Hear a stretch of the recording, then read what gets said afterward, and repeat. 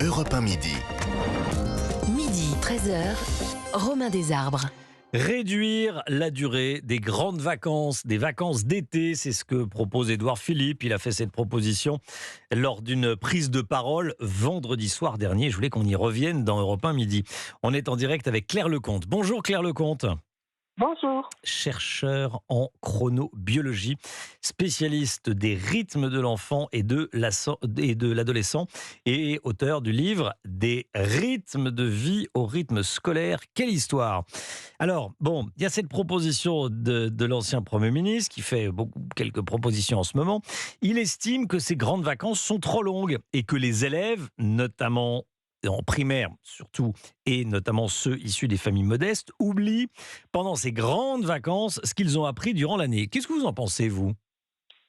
Alors moi, je suis assez d'accord pour réduire les vacances de l'année, mais pas forcément uniquement celles d'été. D'accord. Nous sommes le seul pays au monde à avoir 4 fois 2 semaines de vacances dans l'année. Partout ailleurs, ils ont 2 semaines à Noël, 2 semaines éventuellement autour de Pâques, mais après, c'est 8 jours en février, quelques jours à la Toussaint et pas du tout 2 semaines systématiquement. Donc ça, c'est beaucoup trop et c'est des ruptures qui sont néfastes parce que dès que les enfants sont en vacances, petites vacances, ils s'empressent de se coucher plus tard. Et je ne vais pas vous faire un cours de chronobiologie, mais il faut savoir que nos rythmes biologiques doivent rester synchronisés. Or, les horloges ne sont pas toutes à la même rapidité de déplacement. Et en fait, on a constaté qu'il faut 2 semaines pour vraiment se resynchroniser quand on a changé ses horaires. Donc finalement, quand ils sont 2 semaines en vacances, c'est à la fin des 2 semaines qu'ils sont de nouveau au nouveau rythme et il faut repartir à l'école et c'est rebelote dans l'autre sens. Ah Donc il oui. y a beaucoup d'enseignants qui se plaignent que la semaine de rentrée, les enfants ne sont pas du tout disponibles pour vraiment être concentrés comme il le faudrait pour les apprentissages. Ouais. Donc moi, je serais plutôt pour réduire aussi ces vacances-là. Il faut savoir aussi une chose, c'est que c'est Vincent Peillon qui a augmenté les vacances de la Toussaint Oui. quand il était ministre de l'Éducation nationale Oui, en 2012. Et ça tient à une idée qui est complètement aberrante, qui est quelqu'un qui lui a soufflé dans l'oreille, certainement, où on disait qu'il fallait que l'année scolaire soit découpée en 7 semaines de classe et 2 semaines de petites vacances. Or, en fait, ce découpage en 7-2, il n'a jamais été proposé pour les enfants. Il avait été proposé dans les années 80, figurez-vous, pour les professionnels qui travaillaient sur des plateformes pétrolières ou les marins au long cours. Parce qu'en fait, quand ils partaient très loin et qu'ils passaient plusieurs fuseaux horaires, il fallait qu'ils aient 2 semaines pour pouvoir se recaler. Ah oui. Mais ça n'a jamais été proposé pour les enfants. Et il n'y a aucun pays qui a comme ça 2 semaines toute l'année. Alors, comment on en est arrivé là, à votre avis? Je vous dis, là, c'est quelqu'un qui lui avait... Oui, mais c'est plus. Oui, mais enfin, ça se fait pas comme ça. C'est quoi? C'est les professeurs qui trouvent ça très bien d'avoir 2 semaines. Ce sont les professionnels du tourisme qui trouvent ça très bien qu'il y ait 2 semaines de vacances. Les professionnels du tourisme, ils n'en profitent pas forcément à toutes les vacances. Non, parce que on ne peut pas partir ça tout le devient temps. coûteux pour les familles. Bien sûr. Et alors, bien sûr que les enseignants vont certainement râler si on leur réduit leurs vacances. Mais en même temps, il faut savoir aussi que beaucoup d'écoles sont repassées à 4 jours. Et je ne sais pas si vous avez fait le calcul, mais les enfants n'ont plus que 140 jours pour faire le programme. 140 jours dans l'année. Alors que partout ailleurs, ils en ont 180 à 200. Oui. Dans les autres pays de tout... l'OCDE, c'est 180 à 200 jours par an. Et en France, 140 jours. 140 parce qu'il y a les ponts de l'Ascension, de Pentecôte, du 11 novembre, etc., du 1er mai, du 8 mai. Donc tout ça, ce sont des jours qui sautent pour la classe. Donc moi, je serais vraiment pour revoir tout l'ensemble des rythmes scolaires, revenir à une semaine avec une matinée supplémentaire comme l'avait proposé Vincent Peillon, mais ça a été tellement mal porté, cette réforme, que évidemment elle a échoué. Mais c'est indispensable parce que tous les pays sont à 4 jours et demi, quand c'est pas 5 jours et parfois 6 jours, dans des Länder en Allemagne et dans des territoires en Italie. Mais moi, j'ai l'impression que les pédagogistes et beaucoup de professeurs trouvent des arguments pour expliquer que moins les enfants travaillent, mieux ils se portent, en clair. Hein.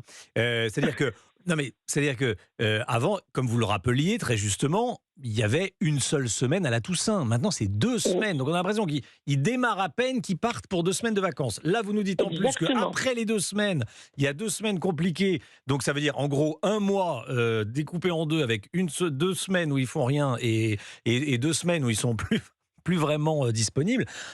À quel moment ils apprennent ? On va travailler inverse. Je vous pose la question inverse. À quel moment ils apprennent ? C'est bien le problème et c'est bien pour ça qu'on n'est quand même pas très bien classé dans les enquêtes internationales. Il faut quand même le reconnaître, ça aussi. Bien sûr, bien sûr. Alors moi, je suis vraiment pour des semaines plus longues, avec au moins 4 jours et demi. Pourquoi pas 5 jours équivalents d'ailleurs, comme dans beaucoup de pays le font. Oui. Et je suis pour réduire les vacances de Toussaint et les faire revenir à une semaine. C'est bien suffisant, comme vous le dites. Ils sont à peine rentrés des grandes vacances qu'ils repartent pour 2 semaines de vacances. Dites-nous. Les 2 premières semaines en primaire, c'est pas là qu'on met le coup de bourre. Il y a des tas de trucs à faire, de trucs à proposer, il y a la liste. Bon, parfois la liste est donnée avant l'été. Mais enfin bon. On est avec Jérémy qui nous appelle du bassin d'Arcachon. Vous nous appelez d'où exactement ? Bonjour Jérémy. Bonjour, oui, je suis à côté. Je suis vraiment sur le bassin, pas très loin de la Teste. Très bien. Vous êtes business developer. Vous avez 2 filles qui sont à l'école. Qu'est-ce que vous en pensez ? Là, vous nous écoutiez et vous écoutiez surtout Claire Lecomte. Vous êtes pour le fait de réduire les vacances d'été ou pas ? Et au-delà, les vacances tout court ? Moi, je suis entièrement d'accord avec ce que disait Madame Lecomte, dans le sens où moi, c'est pas une problématique, je trouve, les grandes vacances. On arrive à s'organiser, que ce soit avec les grands-parents.